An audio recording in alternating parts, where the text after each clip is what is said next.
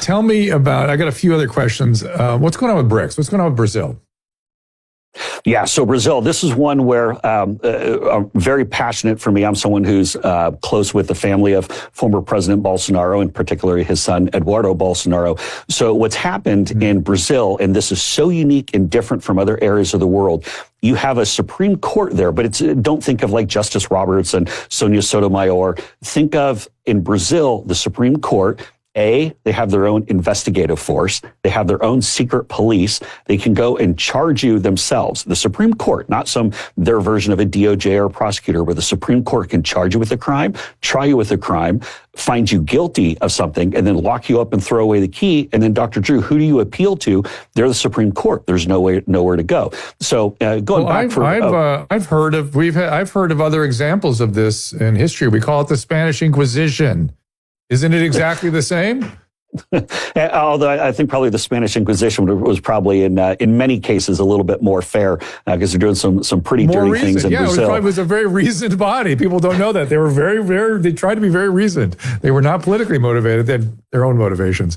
But anyway, yes. So in 2021, I visited Brazil at the invitation of former President Bolsonaro and his son Eduardo, who was a federal deputy as well as CPAC in Brazil, and is now the exact same Supreme Court justice who is charging President Bolsonaro with something that would put him in prison for the next 35 years. And they've completely turned Brazil on its head. And so what President Trump is trying to do is say, look, if you're going to go run these undemocratic activities, whether it be some completely false nonsense they're going after President Bolsonaro on, or, by the way, this same judge, they kicked off True Social out of Brazil. Rumble is now banned out of Brazil. X, the former Twitter, that of course Elon Musk is now running, was kicked out of Brazil for a long time. And so I know people, Dr. Drew, that I've spoken with and met with, and people I've known for a long time that have been pulled out of their house in the middle of the night, who've been roughed up by these secret police, who've had their finances frozen,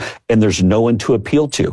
All the while, and here's why it matters, and I'm going to land the plane here. Why this matters is because what the Supreme Court is doing in Brazil is making opposition to the current leader, President Lula, virtually impossible. They're trying to lock up anyone who they disagree with simply just because they're a different political perspective. So to combat that, Brazil's Congress is meeting tomorrow to pass immunity law to make sure that members of Congress cannot be charged by the Supreme Court simply for doing their job.